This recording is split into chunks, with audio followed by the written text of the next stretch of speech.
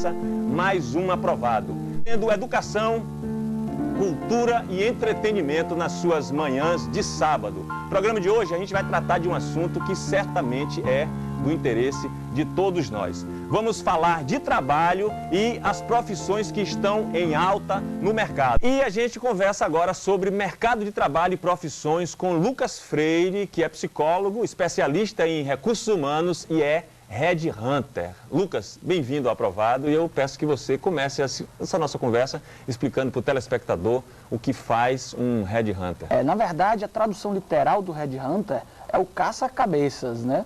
Mas a gente popularmente pode chamar também de caça-talentos.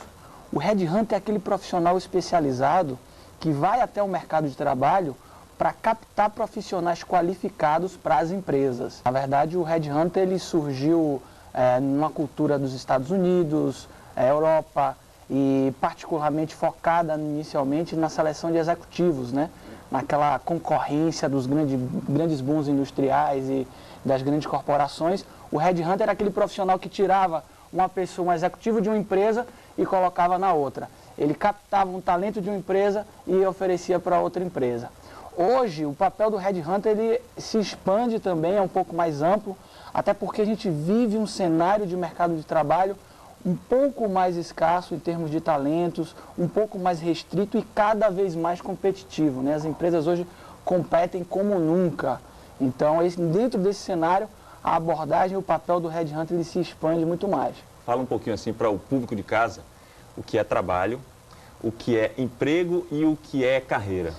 Muito legal sua pergunta, Jackson, porque eventualmente a gente se confunde, né? Na verdade, para a gente falar o que é trabalho, na verdade o trabalho é toda a transformação material do homem, né? O homem transformando as coisas em produtos, esse é o trabalho. E a diferença fundamental que é importante a gente entender é entre o que é emprego e carreira. O emprego, ele é aquilo do empregador. Na verdade, o empregador detém o emprego. Então, se você trabalha num supermercado, aquela vaga de caixa, aquele emprego de caixa, ele é seu durante um determinado tempo, mas ele é, na verdade, do empregador. E a carreira, que esse é o grande pulo do gato, aquilo que a gente precisa entender bem, a carreira é como se fosse uma mochilinha que a gente anda para onde a gente vai, e dentro dessa mochila a gente vai colocando nossas experiências. Cada experiência que a gente tem, a gente vai colocando dentro dessa mochila. E isso vai montando a nossa carreira. Então, independente do emprego, a gente tem uma carreira.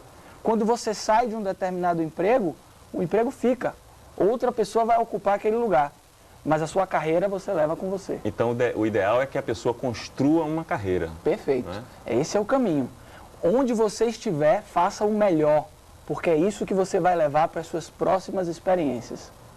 Legal. Lucas, você que é caçador de talentos, né?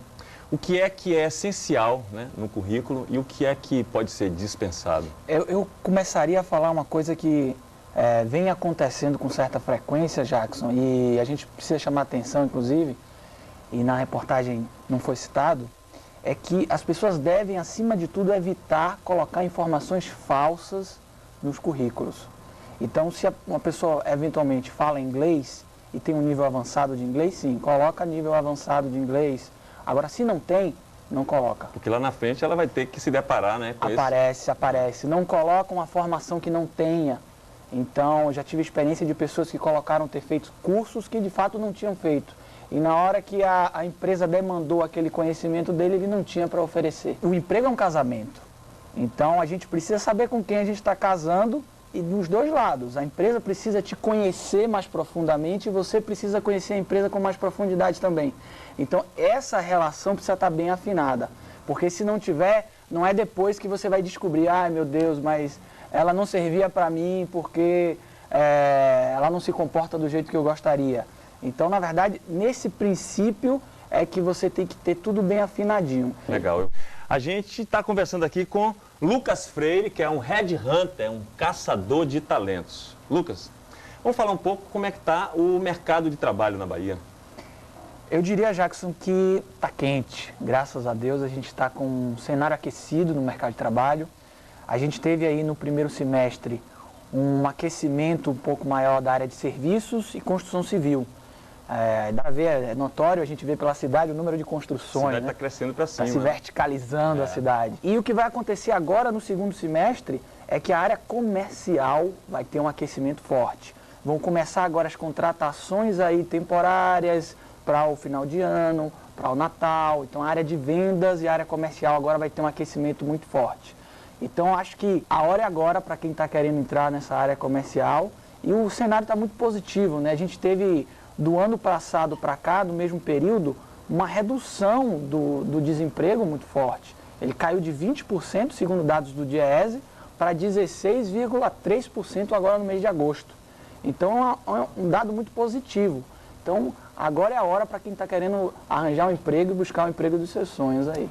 Tá, e aí o cara se forma, né, na universidade, sai de canudinho na mão. Como é que está esse mercado para ele, assim? Está fácil de conseguir? Eu diria que, assim, a primeira coisa que a pessoa tem que ter é foco. Nem sempre, Jackson, quando você se forma, você vai conseguir aquele emprego dos seus sonhos.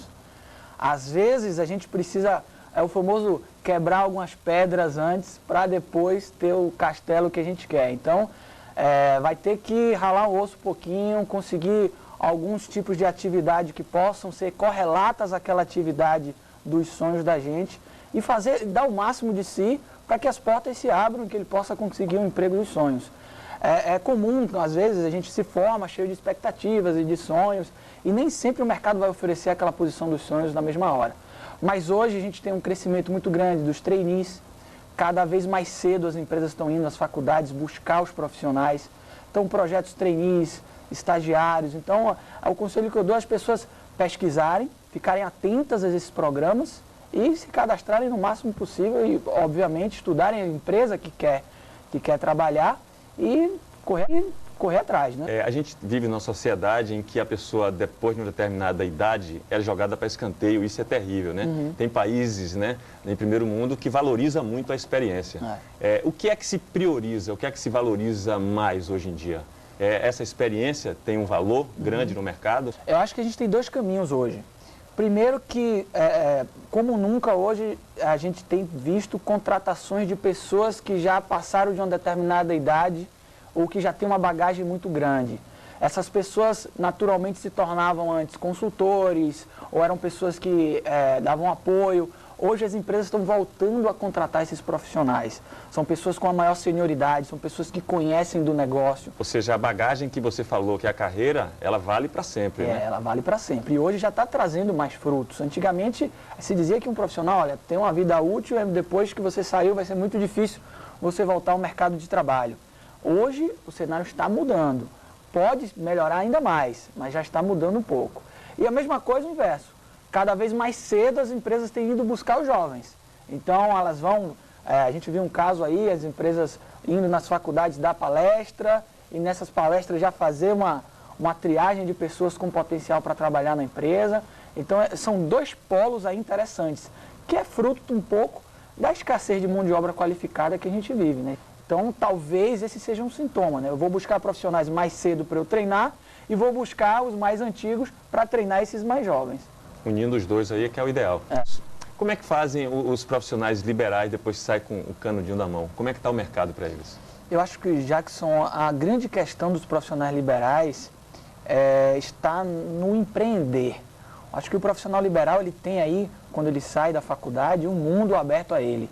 E o diferencial que ele precisa ter é essa visão empreendedora. A visão empreendedora não é só abrir um negócio, não é só montar o seu consultório, não é só montar... É também no lugar em que está, ou no eventual emprego, abrir oportunidades, fazer que o campo se abra. Então eu venho de uma família de profissionais liberais. Eu sou psicólogo, tenho um irmão que é publicitário e um outro que é fisioterapeuta. Todos os três buscaram dentro do profissional liberal, dentro da carreira, empreender em alguma coisa. Hoje eu trabalho como headhunter, o fisioterapeuta tem uma clínica de fisioterapia, mas começou com um consultório pequeno. É ter a atitude de empreender, é buscar esse crescimento aí através da...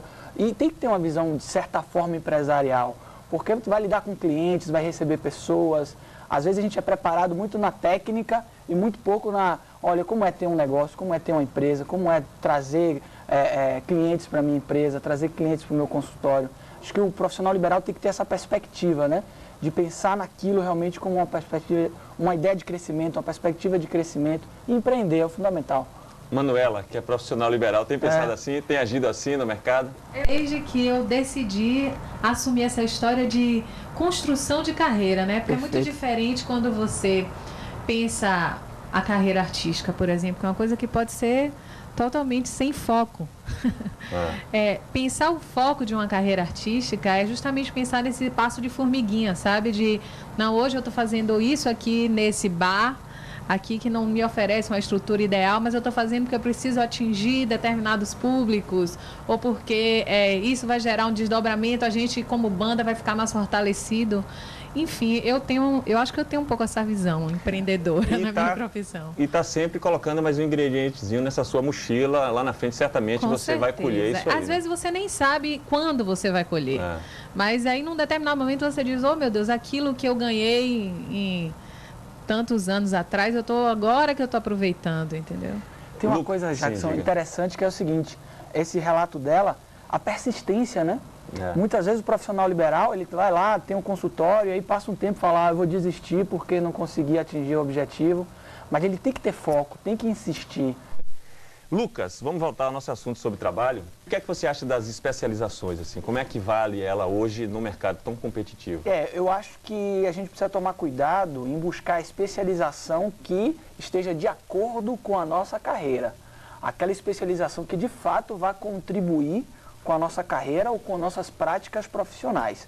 A gente buscar a especialização pelo título apenas, ela não vai ter um sentido prático. Muitas vezes as pessoas pensam assim, vou aumentar minha empregabilidade fazendo uma especialização. Por que você não aumenta a sua empregabilidade trabalhando melhor no emprego que você tem, sendo um melhor profissional, então tendo uma técnica melhor naquela atividade que você tem? Então eu costumo dizer, faça a especialização, ou para melhorar o que você faz, ou para aprender o que você gostaria de fazer. Então sempre buscando essa perspectiva de carreira. Nunca por modismo. Qual é a dica que você dá para uma pessoa que está voltando ao mercado de trabalho? Uma pessoa que já saiu e quer voltar. Quer voltar. Primeiro, a gente sabe que o famoso network, o que é o network? É a rede de contatos. Quanto mais contatos você tem, melhor. É interessante a gente falar isso porque muitas vezes o que leva você à oportunidade é uma pessoa que você conhece, que conhece outra pessoa, que soube que aquela empresa tem uma posição e te indica. Então isso é muito importante. Uma pessoa que está querendo voltar, ela estabelecer sua rede de contatos. Vale a pena montar uma listinha de pessoas que podem te ajudar a ser mais competitivo nessa rede. Vou ligar para fulano que conhece pessoas da empresa tal, conhece pessoas de outra empresa. Acho que o primeiro passo é a rede de contatos e claro, ter um bom currículo, montar uma boa apresentação e ter atitude. Fundamental, Jackson, é se levantar e buscar, ter atitude para isso. É isso aí, atitude. Então, Lucas, a nossa conversa tá boa, mas a gente vai ter que ficar por aqui. Se ficou alguma dúvida na sua cabeça, você manda um e-mail para o programa ou então para esse e-mail que está aí na sua tela, que é de Lucas, e ele vai tirar suas dúvidas. Pode ser assim? Sem dúvida. Fiquem à vontade e lembrem-se, a atitude é fundamental. Não se preocupe não que a sua caixa de e-mail vai estar cheia, vai estar lotada. Então, grato pela sua participação. Obrigado. Gostei dos esclarecimentos.